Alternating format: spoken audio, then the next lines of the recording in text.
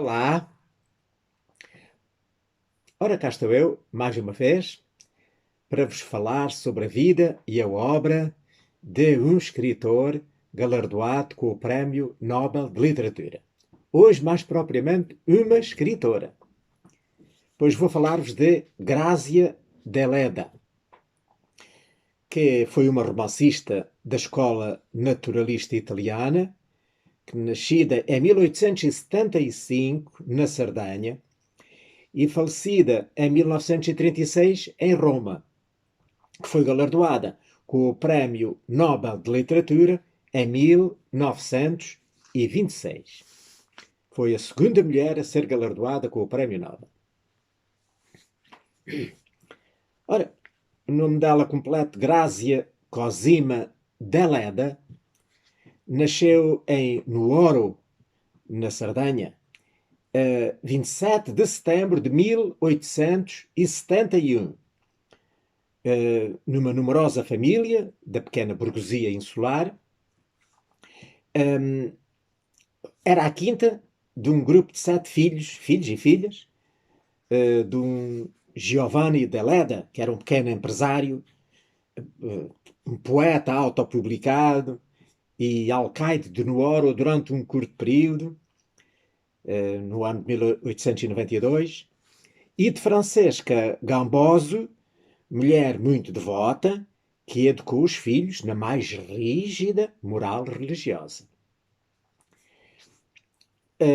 Portanto, a sua língua primeira e principal era o sardo, a língua falada lá na ilha, na Sardanha, e o italiano para ela era como uma segunda língua, que veio a ser a língua, dela escreveu toda a sua obra, mas que não era propriamente a sua língua materna. Era, digamos, na sua infância era um idioma estrangeiro. A Grazia Deledda viveu na casa onde nasceu, até que se casou em 1900. O pai construíra a casa da família numa encosta arborizada em São Pietro, o distrito dos pastores, que juntamente com Seúna é a aglomeração mais antiga de Nuoro, a que Deledda chamava uma vila da Idade do Bronze, nas palavras dela. Então, em 1888, tinha ela apenas 17 anos, publicou o seu primeiro conto, chamado Sangue Sardo, na revista romana Última Moda. E contribuições suas começaram a aparecer em vários periódicos regionais, lá na Sardanha, como La Sardanha, La Avenida de Sardanha e Vita Sarda, 3, portanto, periódicos lá da ilha. Um primeiro momento de viragem aconteceu quando, aos 20 e poucos anos, ela começou a colaborar com a revista de Roma, Natura e Arte, cujo diretor, o Ângelo de Gubernatis, a envolveu num projeto de estudo sobre o folclore da ilha. A sua pesquisa sobre as lendas da Sardanha virá a ser publicada pela primeira vez na Rivista della Tradizione Popolare Italiana e depois também autónoma, num livro só, que se chamou Tradizione Popolare di Nuoro, editado em 1894. Então, este aprofundamento etnográfico do contexto agro-pastoril lá da sua ilha influenciará profundamente a poética da jovem autora, cuja poderosa imaginação, já alimentada pelas leituras de autores italianos e franceses, sobretudo, absorverá as originais potencialidades narrativas da sua região natal. A partir desse momento, a terra da Sardanha, imersa em histórias e mitologias arcaicas, será o cenário favorito da escritora, que vai buscar inspiração tanto a lendas antigas como às crónicas locais, fazendo da Sardenha um teatro onde agem as pulsões mais profundas da alma humana. Ou seja, a luta entre o bem e o mal, a dialética do pecado e da expiação, o peso ético e religioso da culpa e a aceitação fatalista do destino atuarão como o fio orientador da sua obra. Em 1890, portanto tinha ela 19 anos, publicou o seu primeiro romance, que se chamou Stella d'Oriente, e o seu primeiro livro de contos, Nel Azzurro. E um ano mais tarde, portanto em 1891, o seu segundo romance, Fior di Sardegna. Desde muito nova, ela começou a escrever, portanto, e foi uma escritora prolífica. Escreveu muitos livros. Então, em 1900, como já disse atrás, ela casou-se com Palmiro Madesani e depois o casal transferiu-se para Roma, cidade onde viriam a morar até à sua morte. E esta mudança para Roma marca a conquista de um espaço de harmonia e de equilíbrio e de uma maior autoconsciência. Após as boas críticas que obteve com os romances Anime Honeste, de 1895, e La Via del Male, de 1896, o contacto com o ambiente cosmopolita e a intelectual de Roma leva a escritora a uma maior maturidade estilística. A sua primeira obra de sucesso foi Elias Portaluppi, que é de 1903, que o tema se relaciona com um amor impossível. Um pastor que se apaixona pela noiva do irmão e então refugia-se na condição de padre, foi para padre, para fugir daquela paixão. Mas o irmão morreu e renasceu o conflito entre o amor pela cunhada, não é? e o seu dever de sacerdote. Portanto, toda a obra da Grazia Deledda anda muito à volta destes temas. Como já disse atrás, sempre esta luta entre a culpa e o perdão, entre, enfim, o dever e o prazer, tudo isso faz parte da obra da autora. Ora, este novo período, tanto depois dela ir para Roma e de começar a dar nas vistas, fez nascer a maior parte das suas mais famosas e amadas obras, tais como o Dopo il Divórcio, que está traduzido em português com o nome Depois do Divórcio, de 1902. Tenho ali. Outra muito importante é Cenere, que em português Cinzas, também traduzida em português, de 1904. E depois mais, Ledera, de 1907, Colombi e Sparvieri, de 1912, Cane al Vento, de 1913, Mariana Circa, que eu também tenho aqui, e vos falarei depois mais à frente, mais em pormenor, de 1915, e La Madre, que em português seria A Mãe, que eu julgo que esse não está traduzido em português. Em que o cenário regional é enriquecido por tramas narrativas mais elaboradas e um adensamento da análise psicológica, conquistando um público cada vez mais amplo. Portanto, com estas obras realmente famosas dessa época. A linguagem da escritora ganha maior riqueza lexical e maior musicalidade. Por exemplo, O Cane ao Vento, que infelizmente parece não estar traduzido em Portugal, mas que é considerado uma das suas melhores obras, que seria Canas ao Vento, aos canaviais batidos pelo vento, né?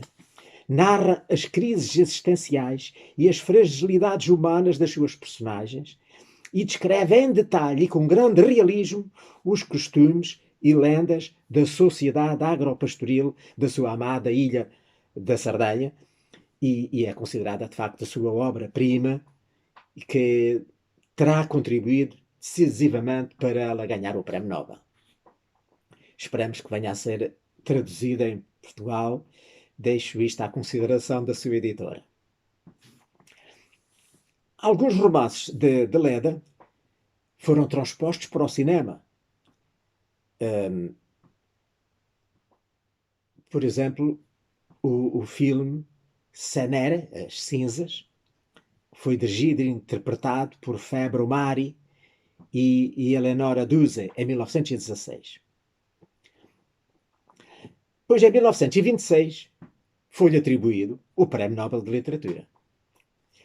O júri justificou a atribuição do prémio pelos seus textos inspirados e idealistas que, com uma claridade plástica, retratam a vida na sua ilha nativa, a Sardenha, e que, com profundidade e simpatia, abordam os problemas humanos.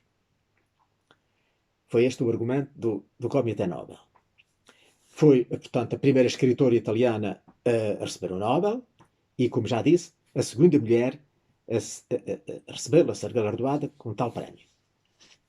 A primeira tinha sido a Selma Lagerlöf, que era lá da Suécia, sueca, que tinha sido galardoada em 1909. Portanto, o prémio Nobel foi-lhe atribuído mais ou menos um ano depois de Benito Mussolini ter abandonado a farsa do constitucionalismo e começar a defender claramente o fascismo. Mas o Mussolini, claro, uma sua autora galardoada com o Prémio Nobel, não é verdade? Foi felicitá-la e ela não gostou nada da brincadeira. Quis-lhe, inclusive, oferecer um retrato seu assinado com a dedicatória com profunda admiração. Mas ela não achou muita piada. Bem, o que é certo é que, de ter recebido o Prémio Nobel, esta súbita fama, trouxe à sua casa um séquio de jornalistas, de fotógrafos, e ela começou a ficar cansada daquilo, e depois aconteceu de facto uma coisa interessante, que tem graça, que ela farta já daquelas saídas e entradas de jornalistas para entrevistarem e fotógrafos para tirar fotografias, não sei o quê, começaram a incomodar muito o seu corvo de estimação, que se chamava Checa. E o bichinho começou a ficar muito, muito estranho. E então ela disse: se Checa já não aguenta mais, então eu também não aguento. Fechou as portas e nunca mais recebeu nenhum jornalista. Bem, entretanto ela continuou a escrever e depois adoeceu com um cancro de mama, que viria a acabar por matá-la mais tarde. E então ela, já muito doente, continuou a escrever, escreveu vários volumes de contos, como La Casa del Poeta, editado em 1930, e Sole d'Estate, em 1933, histórias em que demonstrava uma visão otimista da vida. Ela procurava sublimar o seu sofrimento, escrevendo estes contos. Acreditava que a vida permaneceria bela e serena indiferente ao sofrimento humano e que a reconciliação com a natureza iria ajudar a ultrapassar as dificuldades físicas da doença e também espirituais daí resultantes. Os seus últimos textos mostram a beleza da humanidade e da fé em Deus. O seu último romance, que ela escreveu, que foi publicado em 1936, La Chiesa della Solitudine, é bastante, muito autobiográfico e conta a história de uma jovem que enfrentava o cancro da mama, como ela. Depois, acabou então por morrer, vítima da doença, com 64 anos, no dia 15 de agosto de 1936. Depois da sua morte, foi descoberto um manuscrito completo de um outro romance, também muito autobiográfico, A Cosima, que foi publicado, portanto, no ano seguinte, postumamente, em 1937. A casa onde ela viveu, onde ela nasceu e viveu até se casar, foi declarada Monumento Nacional no ano de 1937, portanto, no ano seguinte ela ter morrido. E lá a autarquia de lá de Nuoro comprou a casa, mais tarde, em 1968, e anos depois, em 1976, cedeu-a ao Instituto Superior Regional Etnográfico, que ali instalou o Museu Grazia Deledda, que lá está, que foi inaugurado em 1983, e que reconstitui a vida em Nuoro do tempo de Leda, em que ela era nova, em que ela era jovem, portanto, do início, dos fins do século XIX, início do século XX. E também está ali retratado o seu percurso literário e está lá guardada a medalha e o diploma do Prémio Nobel. Ora, eu quero referir que esta resenha foi inspirada hoje, especialmente, e não só, mas especialmente, numa descrição que consta no site da editora portuguesa, que é a Sibila, uma editora, uma casa editora relativamente jovem, criada pela Inês Pedrosa, uma mulher altamente dedicada aos livros, que quem está ligado a estas coisas conhece bem, e para a qual desejamos muita sorte e que consiga se ingrar no meio das dificuldades que para aí vão. Ora bem, então iria agora falar dos livros que eu tenho e que provavelmente será tudo, calculo, ou quase tudo o que existe editado em Portugal. Eu tenho 5 livros da Leda. De todos eles praticamente já falei. Um é este, o Depois do Divórcio, editado, como já disse, pela Sibila, uma capa muito linda, como aliás, normalmente os livros da Sibila são fantásticos, que é, tanto um daqueles primeiros livros que a tornaram famosa, que foi editado, portanto, em 1902, um romance que conta a história de Constantino Leda, que foi condenado pelo assassinato do seu cruel tio, um crime que ele não tinha cometido. E vê nessa condenação injusta um castigo por não ter casado pela Igreja com a sua mulher Giovanni Era, casamento que adiara por falta de recursos.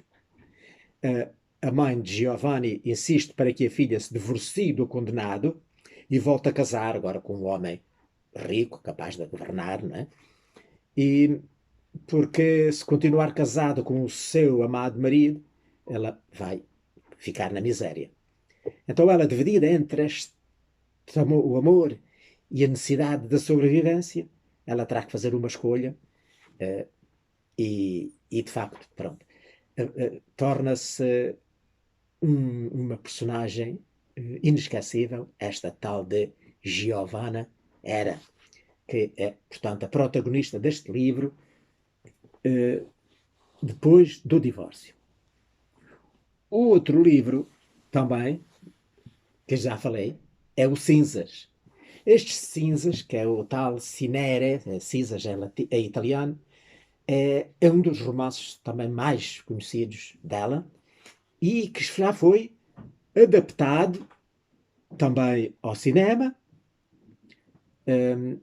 né, como eu lhe dizia, e que conta a história de Olidérios, uma rapariga da província que aos 15 anos é seduzida por Anania, um camponês fantasioso e ingênuo, abandonada, grávida e abandonada pelo sedutor, e expulsa da casa paterna. Ela inicia uma vida nómada e solitária, acompanhada pelo filho, a quem batizou com o nome do pai. Sem quaisquer meios de sustento para si e para a criança, a Oli acaba por a deixar à porta da casa do progenitor, do pai, e partir, sem olhar para trás. Então a criança foi criada pelo pai e pela madrasta, e então começa aqui a história do pequeno Anania, né? Que, sem nunca esquecer o traumático abandono que sofrera, procura escapar à situação de bastardo enjeitado que o destino lhe reservara. Enquanto se dedica ao estudo do direito, ele nunca desistirá de encontrar a mãe. Mas saberá Anania o que realmente o espera nesse encontro? A história vai ter um desfecho surpreendente. Chegamos depois então ao Mariana Circa. A Mariana Circa é de facto considerada também um dos principais romances da escritora e que conta a vida de Mariana Circa, que era uma jovem que de criança foi viver para a casa de um tio que era padre, que naquele tempo, não é? Ainda me lembro bem, e não sou tão desse tempo, mas lembro-me bem que os padres naquela altura não ficava bem terem criadas em casa, não é? As pessoas começavam a falar e a criticar, julgavam que seriam amantes. E então, o que é que elas faziam? Levavam uma irmã ou uma sobrinha lá para casa para a sua governanta, não é? Para tomar conta da casa e sacrificavam assim uma jovem que depois acabava por não se casar, não fazer a sua vida e levar uma autêntica vida de escravidão ao serviço do seu familiar sacerdote. Foi o que aconteceu com Mariana Circa. Era em criança ainda, muito nova, foi levada para a casa do tio padre e lá viveu até que ele morreu. Ele, nos 2 últimos anos, ele estava entravado numa cama e ela tratou dele com todo o carinho e já nessa altura, portanto, já ela tinha para aí uns 40 anos, talvez, e até que ele depois morreu e deixou-lhe todos os seus bens. E então, além da casa que lá tinha em Nuoro, lá está, foi Nuoro, que era a terra da própria autora, tinha propriedades. E quem lhe tomava conta das propriedades era o pai da Mariana, portanto, irmão, não é?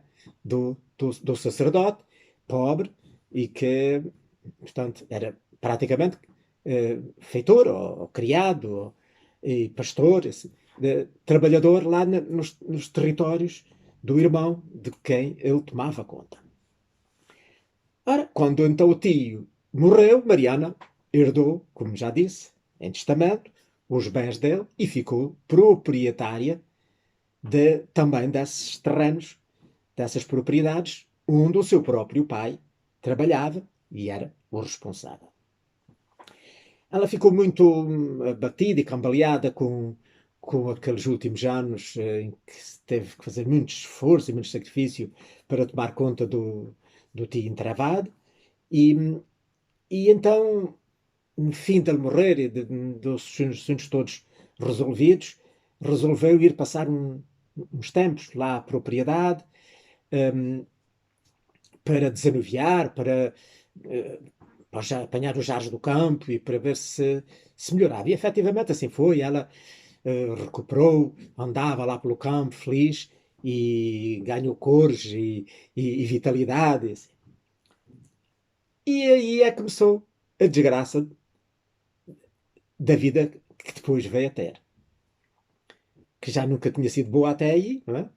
E daí para diante foi uma vida dolorosa.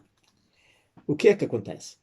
Ela encontra-se lá com quem? Com um Simone que tinha sido criado de garoto e de adolescente lá na propriedade, mas que depois desarvorou, fugiu para o campo, tornou-se um bandido. Mas ele, enquanto foi lá empregado, de jovem, ele gostava dela, ela ainda era uma rapariga nova, que depois foi, não é? Foi crescendo, foi se tornando menos nova, mas ele nunca a esqueceu. E então, ele, nesta altura, quando soube que ela estava lá na propriedade, apareceu lá e começaram conversa para cá, para lá. Ela apaixonou-se por ele e ele por ela, que já, aliás, desde criança era apaixonado por ela. E ela apaixonou-se também por ele e juraram um amor eterno. Mas aqui surgiu um problema.